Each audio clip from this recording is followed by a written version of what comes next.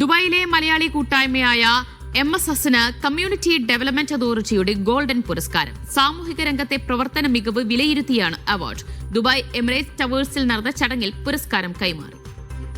ലാഭേച്ഛയില്ലാതെ പ്രവർത്തിക്കുന്ന 159 അംഗീകൃത കൂട്ടായ്മകളിൽ നിന്നാണ് മോഡൽ സർവീസ് സൊസൈറ്റിയെ പുരസ്കാരത്തിന് തെരഞ്ഞെടുത്തത്. ഇത്തവണ ഗോൾഡൻ അവാർഡ് നേടിയ ഏക ഇന്ത്യൻ കൂട്ടായ്മയും MSS ആണ്. കമ്മ്യൂണിറ്റി ഡെവലപ്മെന്റ് അതോറിറ്റിയുടെ സാമൂഹിക ശാക്തീകരണ പദ്ധതിയായ ഇത്രയുടെ ഭാഗമായി കഴിഞ്ഞ 3 വർഷത്തെ പ്രവർത്തനം വിലയിരുത്തിയാണ് MSSനെ അവാർഡിന് തെരഞ്ഞെടുത്തത്.